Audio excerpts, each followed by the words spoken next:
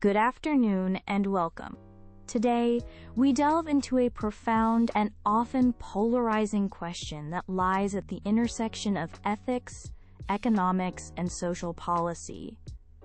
Should healthcare be considered a universal right, guaranteed and provided by the government? This isn't merely an abstract debate. It touches upon the fundamental structure of our society and how we choose to care for one another.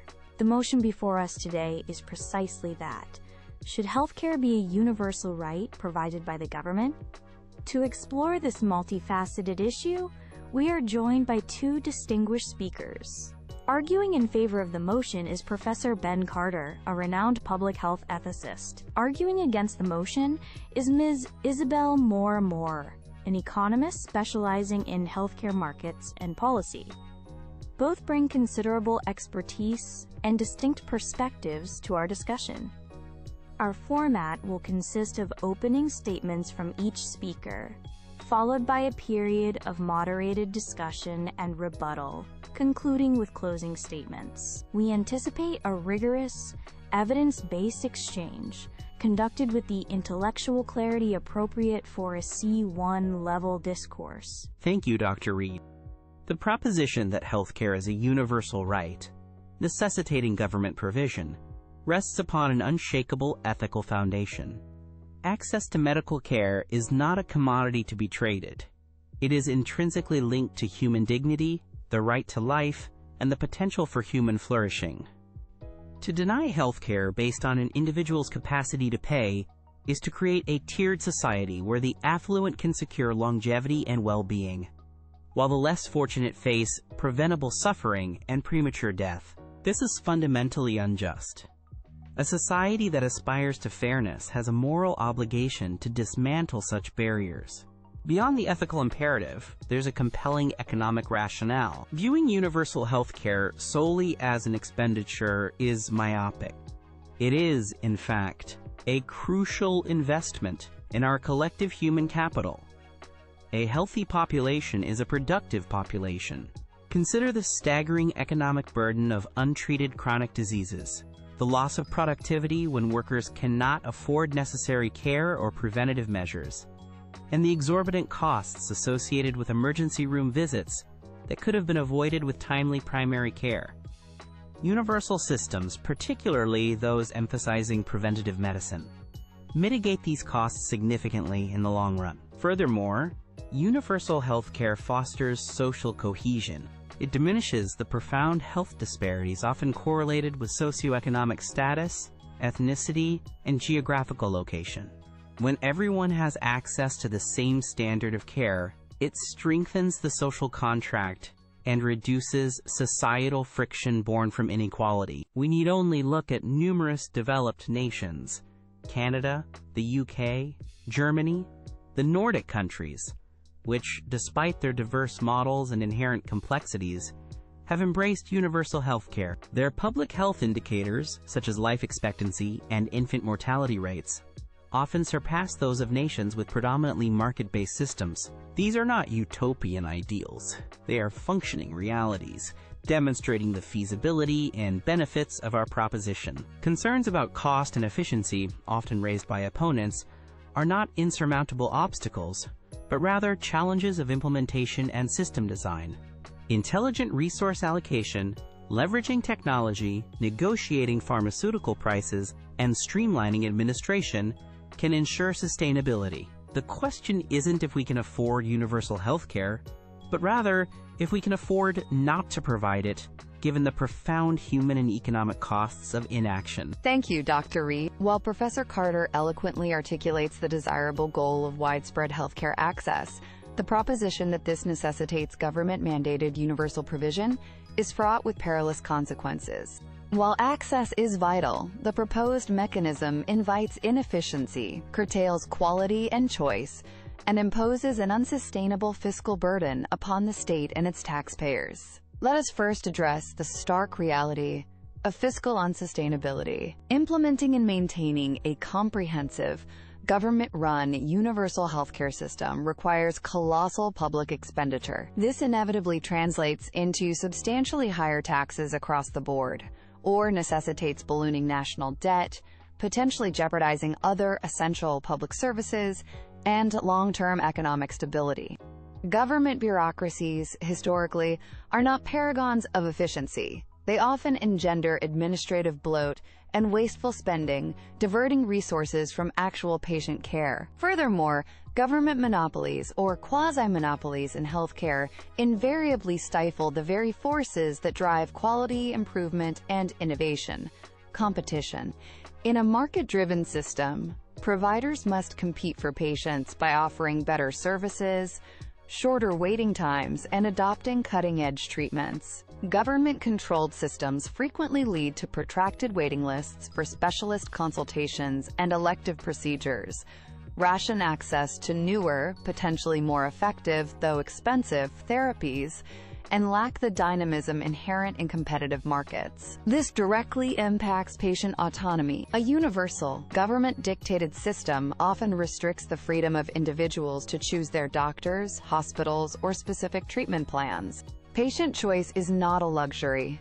It is a fundamental aspect of respecting individual preferences and ensuring patient-centered care. Mandating a one-size-fits-all approach undermines this principle. We must also acknowledge the principle of individual responsibility. While a safety net is crucial, individuals should retain a degree of responsibility for their healthcare choices and financing, where feasible. Government overreach in mandating universal provision can diminish this sense of personal agency and lead to potential overuse or misuse of resources without appropriate cost consciousness. A more prudent and effective approach involves harnessing market principles while ensuring robust, targeted support for those genuinely unable to afford care. This could encompass promoting vigorous competition among private insurers, expanding health savings accounts, implementing sensible deregulation to lower operational costs, and providing means-tested vouchers or subsidies for low-income individuals and those with pre-existing conditions. This ensures a safety net without dismantling the market's capacity for efficiency and innovation. Indeed, we must learn from the challenges faced by existing universal systems globally: persistent funding crises in some, documented rationing of care, and sometimes frustratingly long waits for essential services. These serve not as models to emulate uncritically, but as cautionary tales highlighting the inherent trade-offs and potential pitfalls of complete government control over healthcare. Thank you both for those comprehensive opening statements. Professor Carter, Ms. Moreau raises significant concerns regarding innovation and efficiency under government control. How do you contend that universal systems can foster, or at least not impede, medical advancement and operational efficiency compared to competitive markets? That's a critical point, Dr. Reed. Firstly, regarding efficiency, the evidence often points the other way. Administrative costs in multi-payer private insurance systems, like in the U.S., are demonstrably higher due to marketing, complex billing, and profit extraction, compared to streamlined single-payer systems where administration is centralized. Less money wasted on bureaucracy means more available for actual care. As for innovation, it's a misconception that government involvement automatically stifles it. Much foundational medical research is publicly funded through government grants in universities worldwide. Furthermore, universal systems can create large, stable markets for pharmaceuticals and medical devices, providing predictability for innovators. They can also prioritize research into areas neglected by purely profit-driven motives, such as treatments for rare diseases or preventative health strategies. The focus shouldn't solely be on market-driven innovation, which often prioritizes profitable Me Too drugs over genuine breakthroughs. A well-structured public system can strategically invest in and incentivize the types of innovation that provide the greatest public health benefit. Ms. Moreau, Professor Carter, suggests private systems are less efficient administratively and that public funding actually underpins much innovation. He also questions the effectiveness of market-based safety nets for the most vulnerable. How would your proposed model guarantee comprehensive access for, say, the chronically ill or long-term unemployed, without potentially prohibitive costs or gaps in coverage. Professor Carter highlights administrative costs, but overlooks the operational inefficiencies inherent in large government bodies, resistance to change, lack of responsiveness to patient needs, and political interference in resource allocation. Private providers, driven by competition, constantly seek operational efficiencies to survive and thrive. Look at the speed of adaptation in private clinics versus public hospitals during crises. Regarding innovation, while public funding supports basic research, it's the private sector, spurred by competition and the potential for reward, that excels at translating that research into tangible treatments and technologies rapidly. Price controls and centralized purchasing in universal systems can disincentivize pharmaceutical companies from launching their newest products in those markets, limiting patient access. As for the safety net, a well-designed system of risk-adjusted subsidies or vouchers, coupled with regulations preventing discrimination based on pre-existing conditions within a competitive insurance market, can absolutely provide coverage for the vulnerable. It requires careful calibration, but it preserves choice and leverages private sector efficiency, avoiding the pitfalls of a monolithic government system. It ensures affordability without sacrificing the benefits of competition. With respect, Ms. Moreau, the history of market-based safety nets is often one of complexity, gaps, and underinsurance, particularly for those with complex needs. Risk adjustment is notoriously difficult, and affordable plans often come with cripplingly high deductibles or limited networks, rendering them inadequate in the face of serious illness. The administrative burden of managing such intricate subsidy systems can also be substantial, negating supposed efficiency gains. Furthermore, the idea that competition inherently guarantees quality is debatable. In healthcare, information asymmetry is significant. Patients often lack the expertise to judge quality effectively. Competition can sometimes lead to providers cutting corners on less visible aspects of care, or focusing on profitable procedures rather than holistic patient well-being. The ethical dimension cannot be ignored.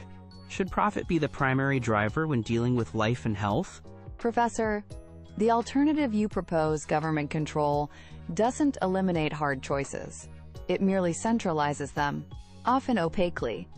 Rationing occurs in universal systems, whether through waiting lists, restricted formularies, or budget caps on hospitals.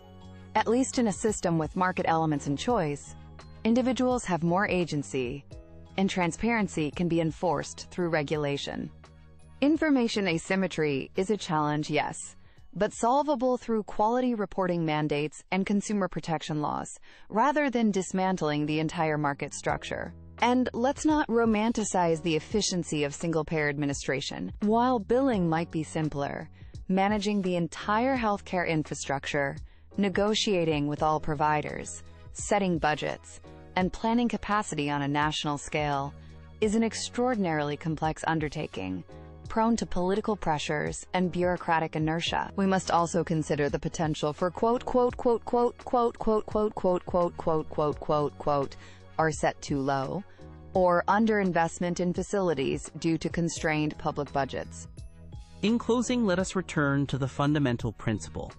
Healthcare is not a privilege contingent upon wealth, nor merely a service to be bought and sold.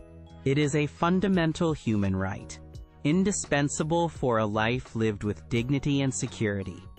Our debate has highlighted complexities, but the ethical imperative remains undiminished. We've discussed the economic sense it makes. Investing in health yields a more productive society and avoids the crippling long-term costs of neglected illness. We've noted how universal access fosters social solidarity, reducing the stark inequalities that undermine our communities. While challenges in implementation exist, they are challenges of design and political will, not insurmountable barriers proving the concept flawed.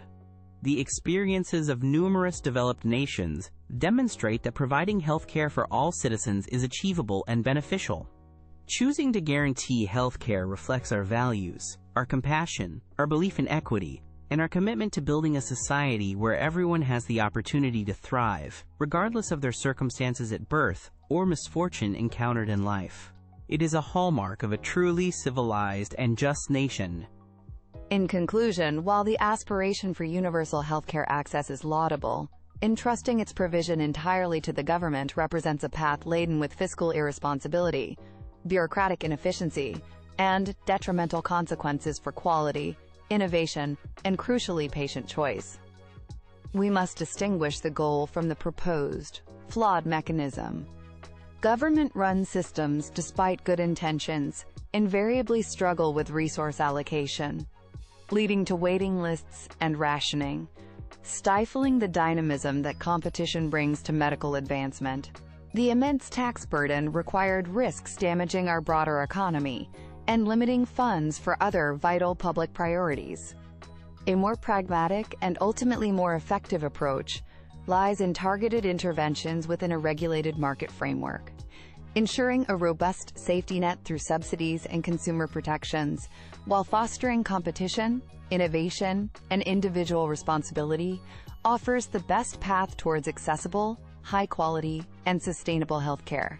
It respects both the need for support and the principles of liberty and economic prudence. Let us strive for a system that empowers patients, encourages excellence, and remains fiscally sound, rather than embracing a monolithic government solution whose potential pitfalls are well documented and deeply concerning for the future of healthcare delivery. Thank you, Professor Carter and Ms. Moreau, for an exceptionally insightful and rigorous debate on this critical issue. You've clearly articulated the fundamental tension between viewing healthcare as a societal guarantee versus a service best managed through market mechanisms and individual choice. We thank our speakers and our audience for engaging with this complex topic. Good afternoon.